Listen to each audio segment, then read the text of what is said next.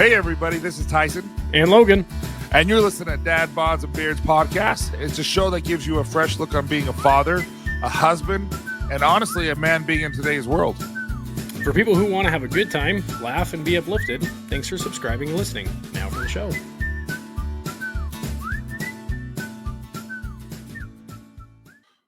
And we are off. Real quick, let's get our intro in real quick, just for kicks. Dad, Bods, and Beards. You know what we should have done? We should have said, Dad, Bods, and Beards. No. Oh, we're keeping this as the intro. My son will like, can I get a hiya? And he'll go, hiya. And I'm like, stop it. He's like, he's like little, and he doesn't realize what he's doing. I'm like, stop it. Can I get a hiya? So I started getting my kids, my 7-year-old and my 5-year-old, I get them to do that every now and then in public. And Chelsea just is like, can you stop it? Because like my kids don't have social, like they don't have social anxieties. They're like, oh yeah, like they just get louder and louder and louder. I'm like, I love it. You're like so snorting in the microphone. No, but it's true. Like I'm like, Emmett, I swear you gotta stop doing it that way if you're going to keep doing it. But anyway, welcome to Dad, Bods, and Beards. Yeah, dude. Hi guys. Dude, really quick, going back. So your youngest son, Emmett, was cracking me up on Friday. Because we went to the basketball game. We went to the Utah Jazz game. And you're like, oh, Emmett's not really a sport. He's not my sports kid. He doesn't really like sport. Dude, by the end of the game, you were like, Emmett, calm down. He was like screaming his freaking lungs out. He was like red faced. I'm like, what did you feed him? No, but it's true. Like he's never loved sports, and I took him to a Jazz game before, and he hated it. So we got the tickets, and I'm like, "Who wants to go?" And he's like, "I do." I'm like, "Emmett, you thought it was boring last time," and he's like, "Yeah, but I want to go this time." And it was a fun game. Yeah, dude, it was really intense. I'm not a basketball guy, and the only last time I went to like a professional basketball game was the Sacramento Kings in the early 2000s when they were good, right? When I used to live out in Sacramento, and you're like, "Hey, we're going to a Jazz game. We got a little, Mike Bibby, Vlade Divac, Stojakovic, all those guys. Like that's when they were the guys to beat, right?" But you're like, "Oh yeah, let's go. We got a suite. We got free food, yada yada." I'm like, "Yeah, why not?" Friday night, it was a lot of fun. We had a lot of fun. I'm a little mad that we didn't end up on the Jumbotron. We legitimately tried like 3 or 4 times. We have a couple of TikToks to prove it. Do this. Get your picture up on the Jumbotron. Use this hashtag. And it's like we were dancing like idiots, and it's just nothing. So I'm a little disappointed. But free food was delicious. And it came down to the freaking wire. It was a good game. It was really good. And Jazz won. So that's what made it even funner. Yeah. Still not really a basketball fan. Absolutely love Jazz. And so just give them a little quick rundown of it. They probably just very grateful for that. Sure. They're really today, on the edge of their seat. I know. So when this episode comes out on Wednesday, it will be November 1st, and it will be the beginning of No Shave November. And so I thought there's a lot of people think that it's only about just not shaving and that there's no purpose of it other than, hey, we're just not going to shave our beard or shave our faces for a month and just because we're lazy and it's cold outside, and so we're just going to do it. There's actually a purpose of having No Shave November, so I thought it would be kind of a good topic to help people understand why men and women alike actually do No Shave November. And yes, I did say women because there are women who will not shave their legs and things like that just so that they can promote that as well. Yeah. So let's just dive deep into it. So this really has gained popularity over the past, what would you say, 5-10 years? And because of it, a lot of people are starting to understand really what it's all about. And there's 5 things that we're going to talk about today. We're going to be talking about raising awareness. We're going to be talking about supporting cancer research, breaking societal norms, promoting mental health, as well as building a sense of community. And so why don't we start first? So it's raising awareness. So No Shave November is, like I said, is more than just an excuse to grow a beard. Or let your leg hair grow. It serves as a platform to raise awareness about various health issues that affect both men and women. So by embracing our natural hair growth, it actually causes conversation and encourage open dialogues of important health concerns such as prostate cancer, testicular cancer, and mental health.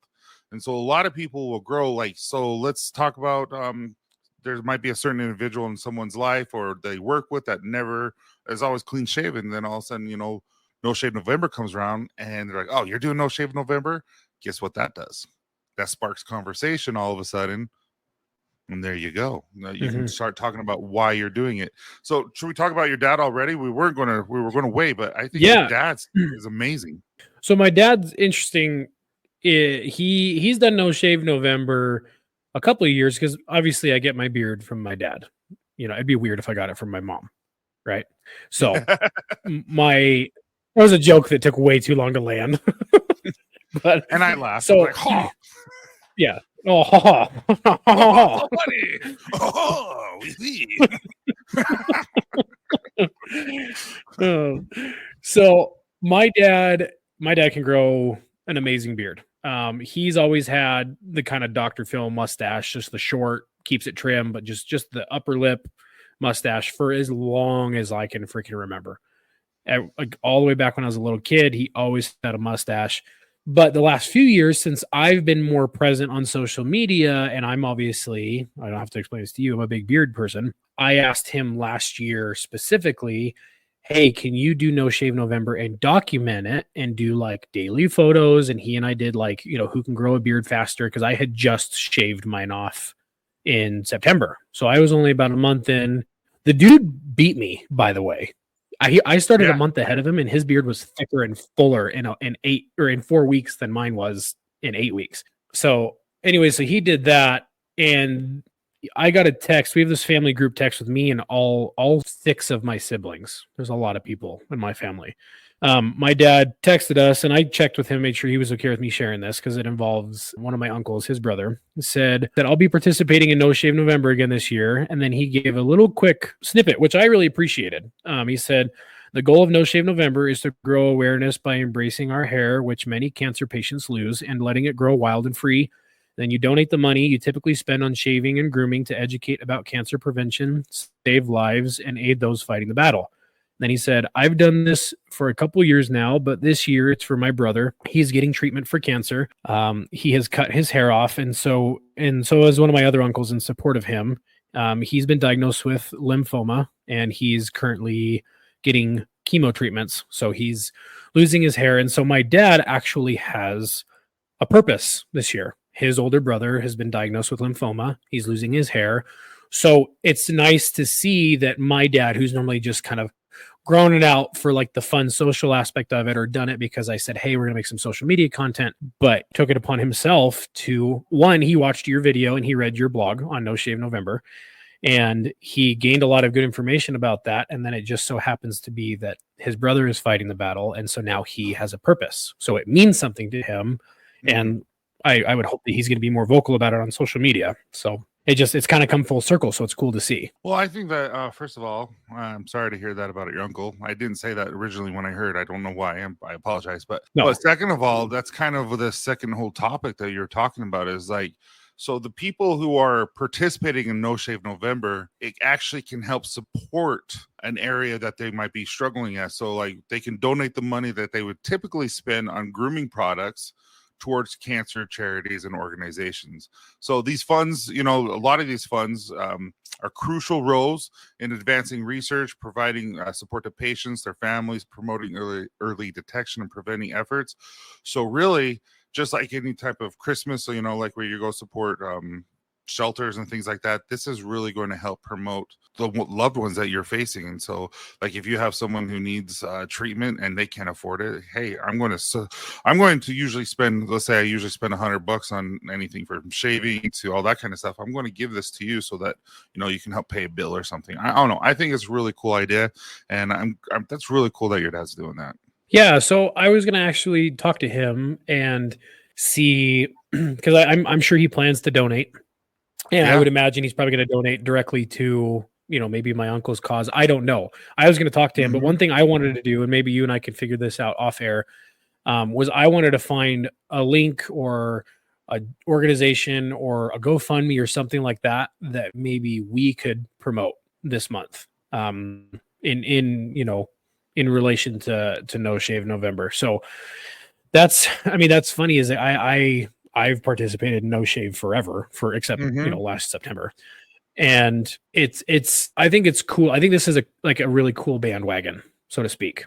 Like that's one cool thing about the beard community, the mustache community, the facial hair community. It's like the more the merrier. And then especially of like, hey, No Shave November. I love seeing the photos. I love seeing the before and afters. I love seeing everyone, because even if you're not participating to donate or whatever, like it still adds to the awareness, because then it helps trickle in the posts that are trying to make actual awareness, that are posting links, that are, doing it for a specific cause. It kind of helps the algorithm push those ones. So this is always an exciting time of year for guys like you and me and all of our friends that are in the beard world to see it kind of bleed over into regular society for a little bit. I actually really like that. I love that idea. There's a lot, especially here in Utah. You have John Huntsman Cancer Research Foundation, where University of Utah, that does tons of research there. There's mental health, where you have University of, where there's a lot of children and adults will go to their institute, their clinic, for treatments and stuff like that, or overnight, for long term, all that we could help with. There's so many things that we could donate money to and help people. Like, just kind of, we had Dr. Hawkins in there. Maybe there's something like that where they could need funds for a scholarship. Like there's a family who really, really needs it and they can't afford it. Maybe there's something we can donate there. I really, really like that idea. I think we should figure that out and come out with it next episode after this. And then we can post a link in, my little link tree, the bios, all that kind of fun stuff. Yeah. And maybe Copper Johns could do something a little with it too. I like that idea a lot. Yeah, so it kind of hit home a little bit getting that text from my dad. I didn't know that about my uncle. So I don't think it was super public knowledge. And obviously, like I said, I checked with him to make sure that he was okay with me sharing that. But it, your heart kind of sinks a little bit, because then you go, as you become adults and you grow up, you kind of lose some of that like uncle nephew relationship, because now I'm a fully grown man, and and it's like, versus what I remember, I have 100 memories with my uncle, and so it's like then you just, it makes your heart sink a little bit of like, man, anybody going through that. And you and I have talked about different things that people that we know in our own family and our own friends, and just the different trials and struggles that they go through. So it's one of those things that makes you stop and think. There's not one person that's listening right now that hasn't been either affected by someone with cancer in their family or someone with a mental illness. I mean, I swear everyone has that experience, whether it be themselves or a loved one. And so this hits home for everyone. Like, this isn't just this is everyone. And so I think this is a really good cause. No Shave November really does have a meaning. So I like that. And last thing I was going to say is, because I know my dad does listen to this episode, and I have a good relationship with my dad. He listens to all of them. I used to work with him for 2 years. We worked 2 desks apart at the same company in the same bullpen kind of cubicle situation. I loved it. We went to lunch all the time. He bought me lunch all the time. I need to work with my dad. And out of respect for my dad and not kind of sharing all of his details, like I love, this is one thing about that man that I love, is that he is the ability to look outside himself for what he can do for other people when he has a lot of his own battles that he's fighting. So he's got some stuff going on that he's got. I mean, he has every right to shut everything out and figure it out on his own and try to figure it out and be, low and upset and depressed and all these things and just kind of woe is me. But he's finding ways that he can help other people. He was just texting me the other day. He's got a neighbor that has had a loss of a child recently, and part of his walkway is cracking. So my dad's trying to wrangle me and my brother to help him go over there and rip out his concrete and pour new concrete. But that's a little bit of an ode to my dad. He's going through something himself, but he's also like, hey, my brother's going through this, solidarity. What can I do to raise awareness and support? And so that's the kind of people that we like in our community. That's the type of people that you and I have tried to learn and glean from, is just good-hearted men and women that are just trying their best. So, Dad, I know you're listening. Love you. You're a great guy. I wouldn't be half the man I was without you. Love that. There's one thing that I have learned over the past few, we have family members that are struggling. One thing that I've learned is as you serve others and as you work and help other people, you forget how hard your trials in life are. And so, even though all of us are struggling, even though some are a little more strenuous and hard than others, we're all struggling. And as you serve others and you are more aware of other people as you're serving them, you realize that your troubles may not be so hard and you learn to be grateful. Yeah, we've talked about this before. The gratitude aspect makes a world of difference. I mean, it's not, don't run from your problems. Don't push them down to a dangerous level, but perspective changes everything. You know, when you like, I know it's cliche, but like, oh, the grass is greener, or it could be worse, or whatever. Like at the end of the day, you know, you gotta find the things that keep you going, and understand that there's always going to be somebody looking at you being like, man, I wish I had what that guy has. I wish I was blank like that guy or that girl or that lady, whatever. It's just, I try to remember that when I'm really feeling down. But I know we kind of took a little bit of a side street there, but no, I think that's pertinent to what we were talking about. So I think that was a great one. And so those are the first two. And the third one is breaking societal norms. And so there's certain, I don't know, expectations and norms surrounding men and surrounding women about our appearance. Oh, yeah. And so No Shave November encourages individuals like you and me and others around us to embrace their natural selves. So regardless of their gender, regardless of the social pressures, they just grow. And then by doing so, participants, I would say, foster a sense of self-acceptance, body positivity, and empowerment. I know for me, as I was growing, so I don't know if you know this or not. You do. I don't know if the audience knows that as my first time ever growing a beard, I didn't know I could grow a beard. I decided to audition for a play with my son, and I got it. I got in, but then they gave me the lead for the bad guy because, I'm 6'3", 300 pounds. I'm scary. And they're like, so we need to grow you a beard. And so as I was growing a beard and as I was not having to, like, I wanted to shave it because it itched, and I was learning this is not this type of a podcast, but as I was growing it and as I was grooming it and as I was becoming part of the beard, so to speak, I really did gain a sense of empowerment. I really gained a self-acceptance because I liked the way it looked. I feel like it became more of who I was meant to be, so to speak. And now, after 4 years straight of no beard or having a beard, my wife's like, "You're never shaving." She really, like, we were just talking about it. It's like, "You're never shaving. I don't want to see you without a beard." It's part of who I am now. It's just like anything else. And so, definitely breaking the social norms and just learning who you are. I think it's really cool. Well, yeah, like you've heard my story enough times, and I shared a TikTok about this a little while back about when I started really growing my beard out. So I could start growing facial hair in high school, right? I had the little chin, like half goatee, just the chin strap. I did the chin strap. That was a mistake. But like in high school, I just had like the little chin tuft of hair right on my chin, right? Like I don't even know what you call it. And the little flavor saver, and then the sideburns. And then it migrated to the chin strap, and that was a mistake. But and when I was like 20, when I was 21, I had gone on a mission for my church, and I had to shave for 2 years straight. And I got home and I was like, I am never freaking shaving. I still did shave from time to time, and I would, like, at the time, it's funny what I used to think, oh my gosh, my beard is getting so big. Like, it would be like a month or like 6 weeks, right? And I remember, not that I'm slamming anybody that has the like shorter beards, but it was still, even at the time in my early 20s, it wasn't very high on my cheek. Yeah. But like in my early 20s, it still wasn't very high on my cheeks. It wasn't very thick or whatever. But then, as I was maturing and I was like getting into like full adulthood, I started growing it out a little bit thicker. And it wasn't until my wife and I had gotten married, I was like 23 or 24. I started growing it out, because that was kind of right in the peak of like mental health issues were starting to present themselves more. I was feeling really crappy about myself. And I met this guy. His name is Joe. We're still buddies to this day. When we lived out near the Bay Area in California, this dude, he's like the Mexican version of you.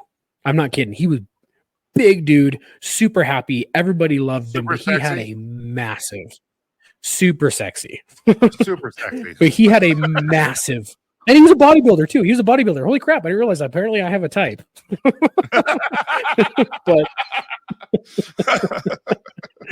but he's such a good dude, and he had a huge beard, like massive, like bigger than mine, and which was, anyways, he had super nice gray streaks in it. I loved his beard. He kind of got me into like wanting to grow my beard out.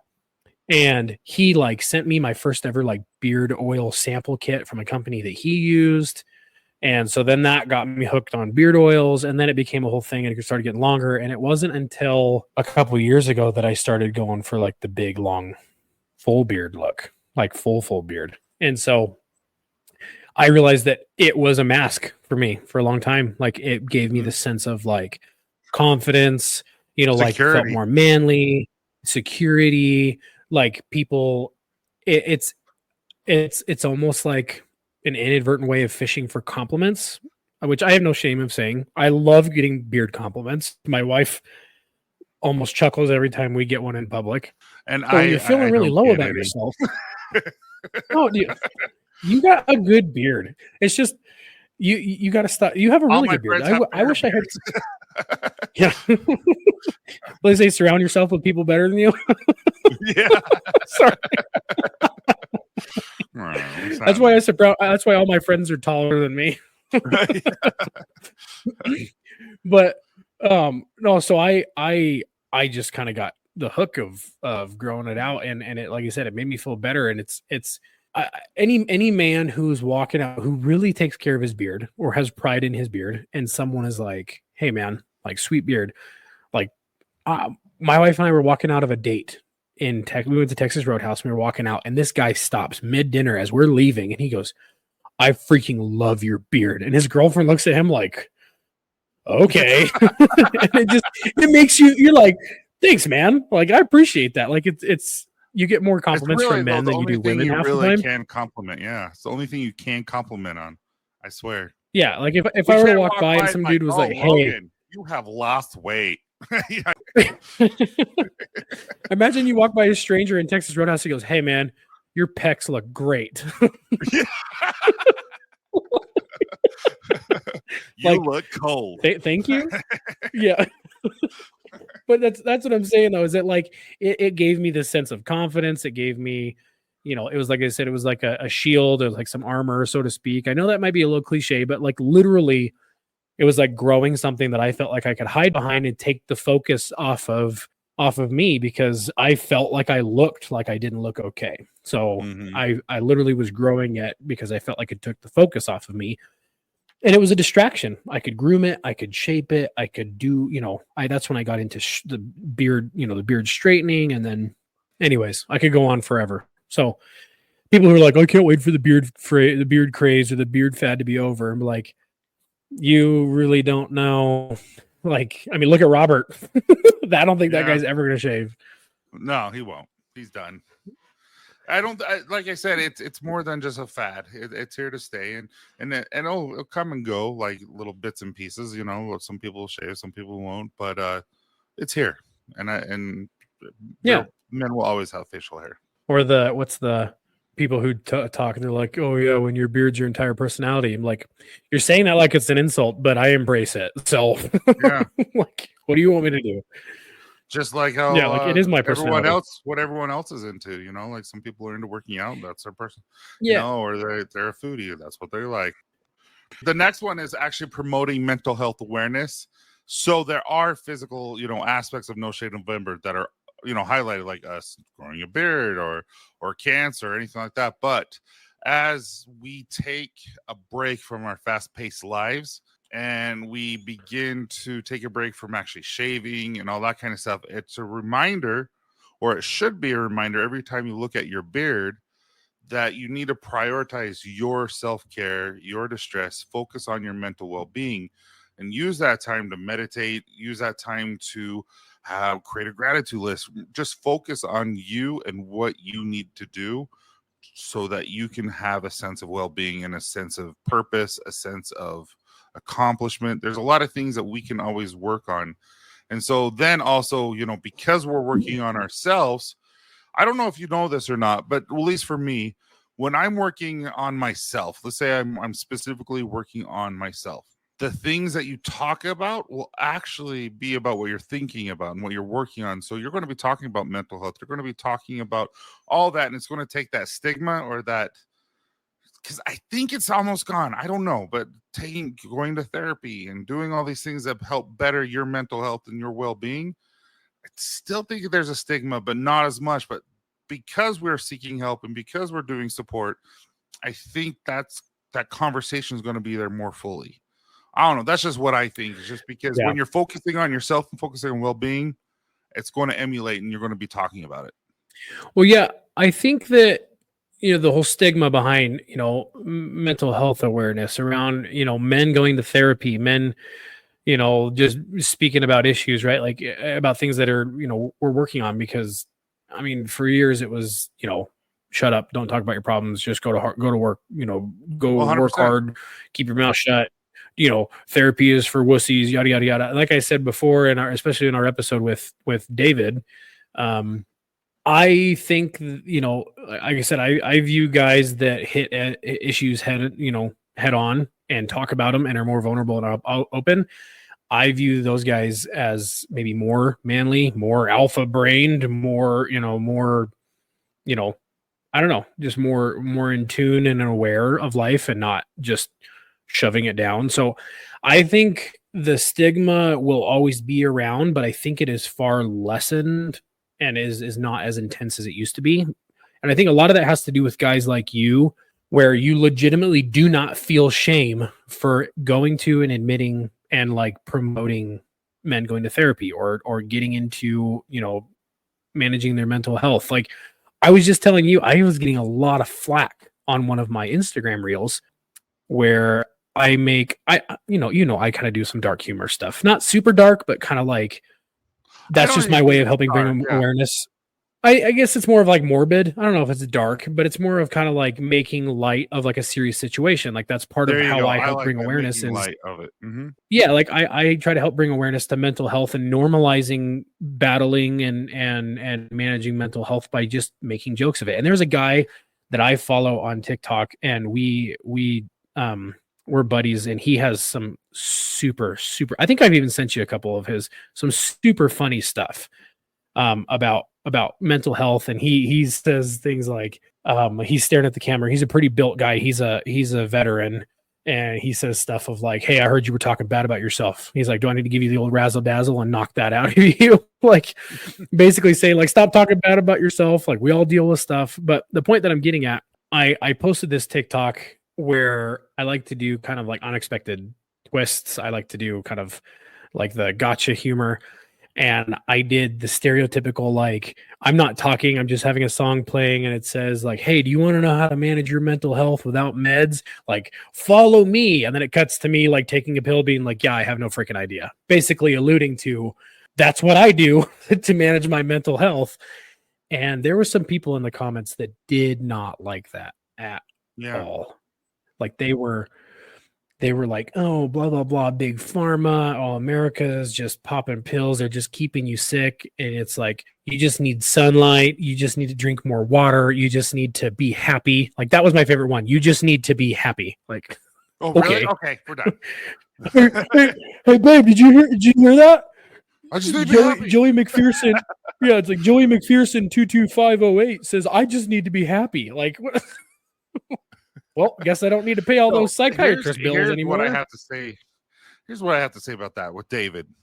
So David and I were discussing this, and there comes a point where you are in therapy for, let's say, over a year, and you have done all your homework assignments, meaning you do get assignments when you're in a therapy, like, you get gratitude list, write in a journal, look in the mirror and say, that's a weird one. I still haven't done that because I can't. I'm like, this is weird. Yeah.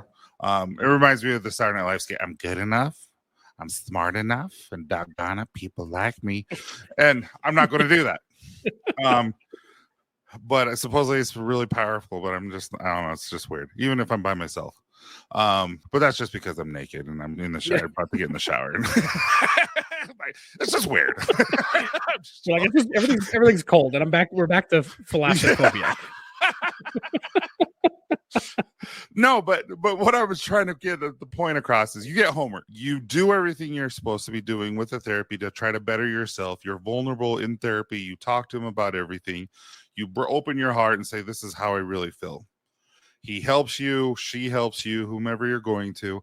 After that, you're still down. There's a problem. Mm-hmm. Meaning you've done everything you've asked, and a year later, and they're like, you're still down. There comes a time where therapy and water and sunlight and just being happy isn't enough.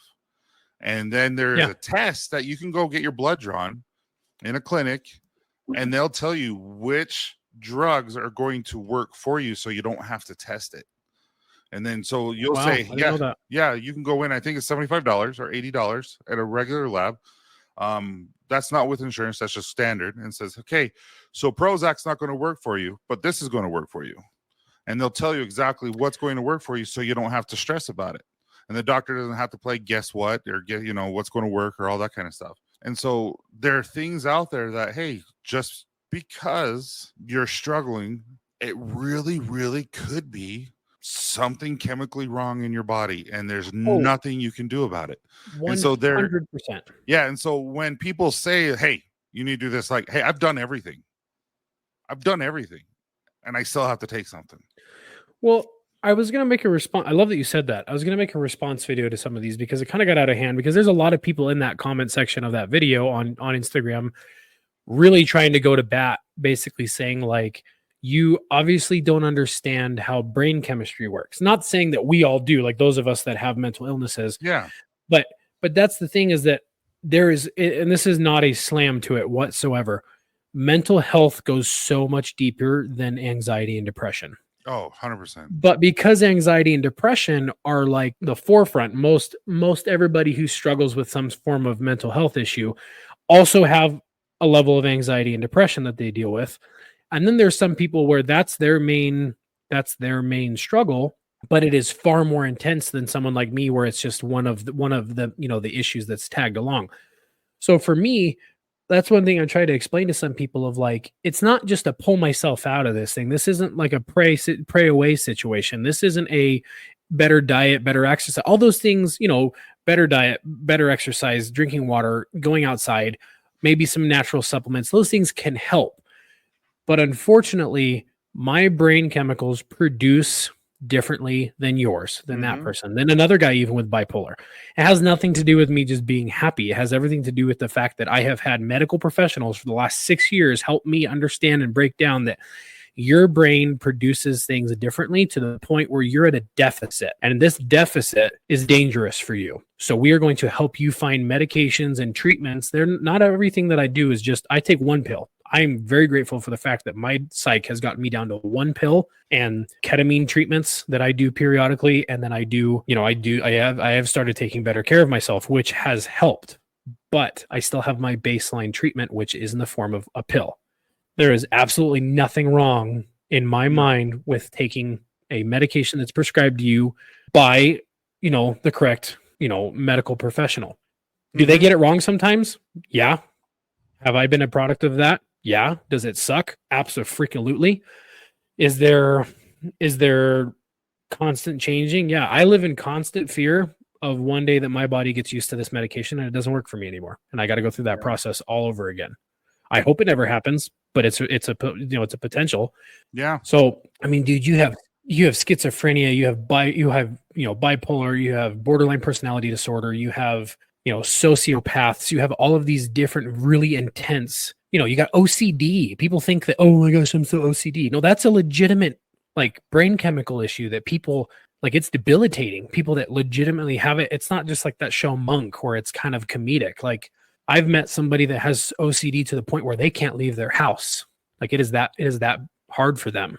So I think breaking the stigma down between mental health, managing your mental health, not just mental health, I mean, just emotional health. Like, you don't have to have a mental health issue or a mental illness to go to therapy. People No. deal with stuff. It's like some people don't even have the genetic disposition to have a mental health issue, but they go through something so traumatic in their life, whether it happened as a child, whether it happened, in some kind of military or police or public service, or even just somebody who is a victim of something or somebody who witnessed something. Like, the human mind is so capable of amazing things, but yet so potentially fragile. I like to think of it as I hope this doesn't come about wrong or anything like that, but think about your sexuality and think about, if you're gay, or it's like saying, well, just like women. Yeah. I can't. Just like how someone would say, well, just don't love your wife, love a man. I'm like, what? I can't. It's like, it's just who you are. And so Yeah. it's the same thing as like, I can't just be happy. It doesn't work that way for me. I wish I could. I really, really do. And so, and mind you, for me personally, I try to be happy. I try to do everything, and I am happy most of the time, but there are some times where I get down, but I think that's everyone. But the stresses of life get me sometimes. And so that's the whole point of this No Shave November, is us trying to break that barrier so that we can raise awareness, so that people just understand us, understand people better, show more empathy, show more support for those who are struggling. And I think that's the key to just for No Shave November. I would actually have to say is empathy, and being able to be more kind and be more aware of what is going on around us, because there's a lot of hatred in the world today. There's a lot of hate in the political aspects of the political world. If you hate, you're on the news. If you love, you're a bystander. It doesn't even matter. And so we just got to break that norm, and we got to just show that we care and prove that we care and raise awareness and all that. So that to me is what No Shave November is all about. I love that. Now, I was just thinking while you were saying that, and this could be rhetorical. You don't have to answer it right now, and it's maybe even posed to people who are listening. What do you, as a man, or maybe even as a woman, it doesn't matter. In general, we live in a society where there's 1,000,001 voices. Now, everybody has a podcast. I mean, here we are. Everybody has social media. Everyone's looking for the next sound. Everyone's looking for the next sound bite that's going to be like, oh, the thing that gets shared that's viral. There's a lot of guys out there that are very influential that are all like, oh, losers, alpha male. You got to tell people how to be, and the society is failing us because of weak men and all that stuff. My question, whether I said a rhetorical view or not, like, what do you stand to lose by being more empathetic? Like, if you are afraid of looking like less of a man by being more empathetic to someone, especially somebody you don't understand, whether it's you don't understand their personality, you don't understand their lifestyle, you don't understand their religion, their political stance, whatever. What do you stand to lose to being more empathetic to them, whether that's to the point of maybe hearing them out or being empathetic enough to just let them live their life and you butt the heck out of it? That's my whole stance on pretty much everything. If I don't understand you and we can have a conversation, I love that. If I don't understand you, it is still your life, and it is not my position at all to tell you how to live it. I wish you the best. I want you to be happy. If you're a good person, you can come to dinner, in my opinion. So yeah, I just think people need to chill out. Like, if the world's hard enough.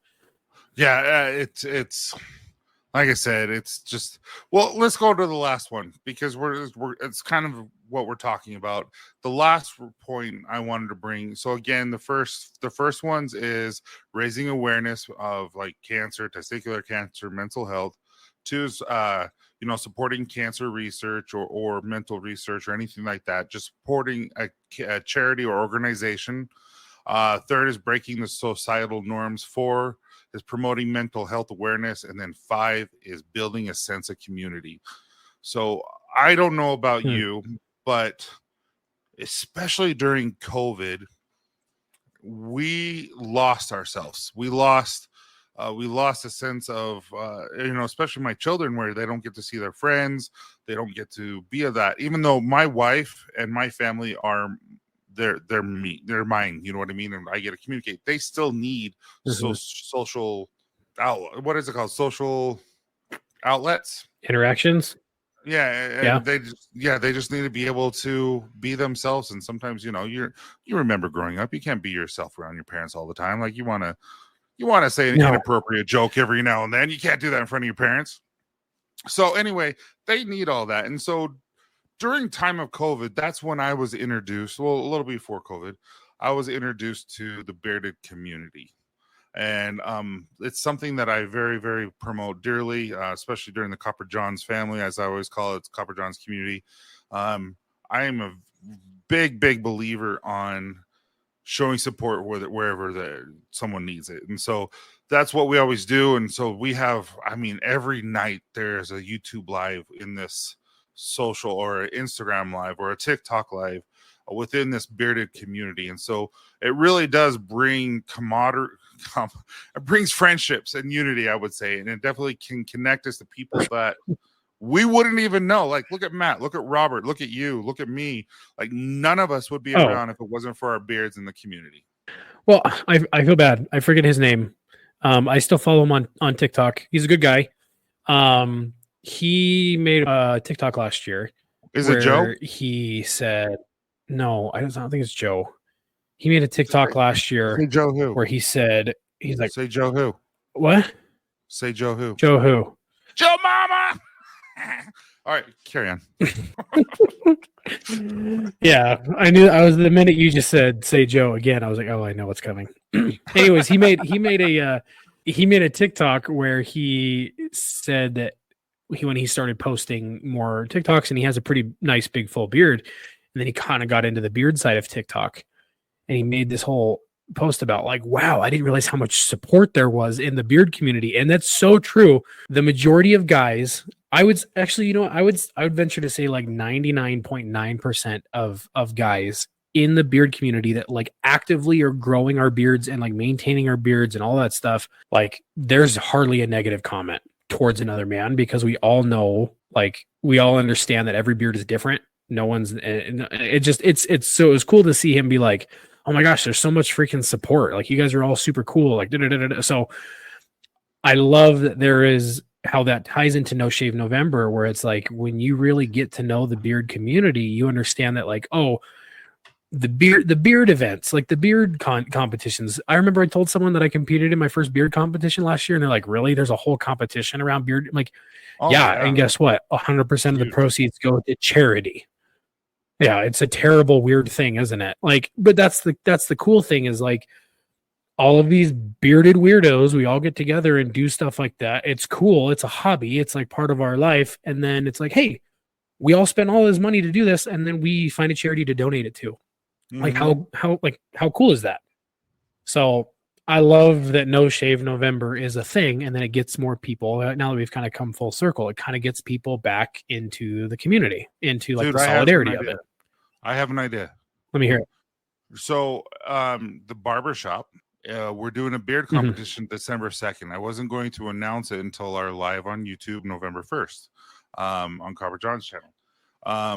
But we're going to do that, and it was going to be free, and it still will be free. But I wonder if when you and I discuss afterwards what we want to donate money to, I wonder if we do a competition. We're going to have a beard competition December 2nd at the barbershop at 7 p.m. It's a Saturday.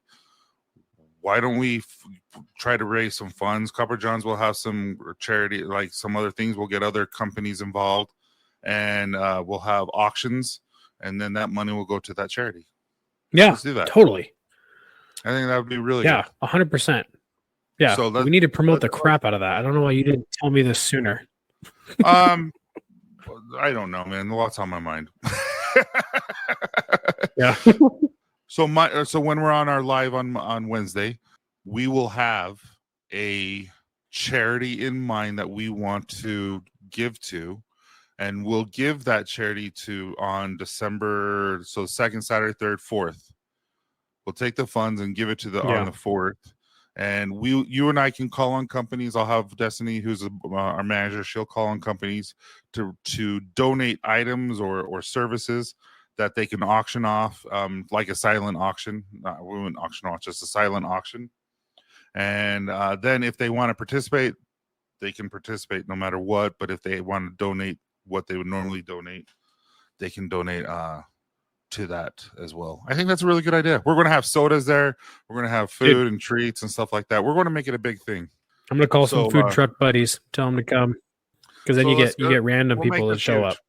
No, we're going to make it huge. Yeah. And I don't know how we're going to fill everyone in the barbershop, but it's going to happen. Did we just make a whole plan over a whole freaking podcast episode? I love that. We really did. We really did. You guys heard it here first. You're part of the think tank.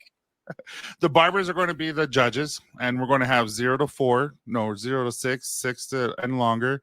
We're going to have a whiskerina or type of event. We're going to have a free for all event, and then a mustache. So we're going to have those, dude. And then a grand prize or a grand winner and stuff like that. We should have a kids category. Shut up! That would be fun. Yeah, I'll totally bring my kids. It's a whole family event. So you have the whiskerinas for the women. Yeah. You have the men who are growing whatever, and then you have the children involved. Let's do it. See, it's a cool event. Yeah, pizzas and soda, bro. That's all you had to say. I'm there. Yeah. So all of you faithful Dad Bods and Beards listeners, I don't care what part of the country or the world that you're in, we expect you to be there. Utah on December 2nd. I'm thinking of my buddy in Canada who listens religiously every week. So he's like, oh, I don't know if I can make it. Yeah. I wish I could. Unfortunately, I'm working that day. Yeah, dang. The whole like customs and being in a different country, and I don't have a passport right now. Yeah, I was gonna say I don't have a passport anymore, but I realize I do because I had to get that chin strap picture fixed that was on mine for 10 years. So, guess what I get to do? But now we're done with the podcast. They can still. Okay, I finally get to go get a new picture on my license. It expires a week from today. It expires a week from today, so I have to go get a license before then. So I'm a little excited. Yeah. So the real ones who listen to the show will know Tyson has a very interesting driver's license photo, and he has eyeliner on in his. So this is a monumental event, and I still believe that you need to reapply the eyeliner to just keep it going and just shave again. Yeah, it's been 5 years since I've shaved because isn't it 5 years for the license? I think so. Yeah. Yeah. So it's been 5 years, officially 5 years since I've shaved last. That's nuts. So I think I've officially speaking of shaving, I think I have officially decided that I am going to do, and we can maybe we can wrap up the episode after this, but I'm going to officially do the Locks of Love donation. Oh, cool. So 10 inches long is how long the minimum for your hair and your beard has to be. They will take beard hair. It does have to be a minimum of 10 inches long, undyed, and it has to be healthy. So I think I'm going to grow to about 11 or 12 inches and then cut it off because obviously, beard hair is all different lengths. So I want to give it as much of a fighting chance as I can. So I still have probably, 6 months or so before I'm at about a foot long. So, because we're right at 13 months and I'm right at about 8 inches long on my beard. So, and then we're going to have to promote the crap out of that.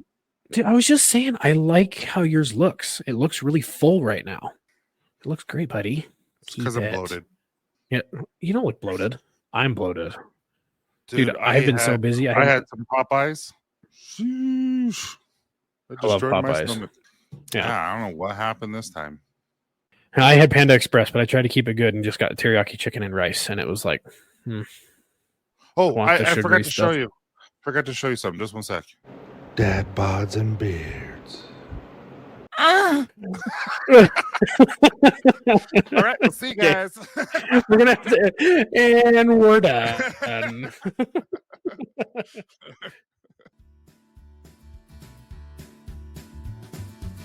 Thank you so much for listening, guys. It means the world to us. If you have a chance, please give us a 5-star review, as well as write something a little purdy in there so that we know that you know that we know that you care. Anyway, have a great day, guys. See, I can't do it. Dude, that was good. I like that. You can't redo it without laughing. That was good.